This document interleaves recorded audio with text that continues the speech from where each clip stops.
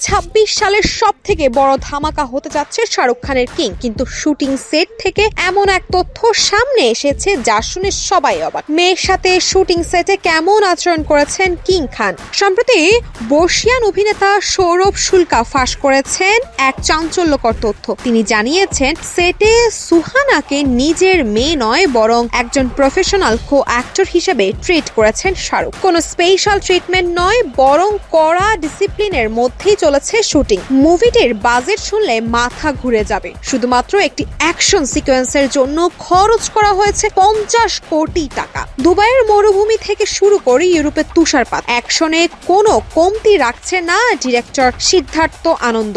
লুকেও থাকছে বড় চমক। শাহরুখকে দেখা যাবে একদম নতুন সল্ট অ্যান্ড পেপার স্টাইলে, যেখানে তিনি একজন দুর্ধর্ষ খুনি বা অ্যাসাইসিন। সাথে থাকছে দীপিকা পাডুকোন এবং ভিলেন হিসেবে অভিষেক বচ্চন। শাহরুখ ভক্তদের জন্য বড় খবর হলো মুভিটির রিলিজ ডেট ফাইনাল। 2026 সালের 24শে ডিসেম্বর ক্রিসমাস উইকেন্ডে বড় পর্দায় রাজত্ব করতে আসছে কুইন। এই মুভির জন্য শাহরুখ এমনকি রজনীকান্তের জেলার 2 এর ক্যামিও অফারও ফিরিয়ে দিয়েছেন। আপনার কি এক্সাইটমেন্ট শাহরুখের এই নতুন লুক আর সুহানার ডেবিউট নিয়ে? কমেন্ট করে জানান।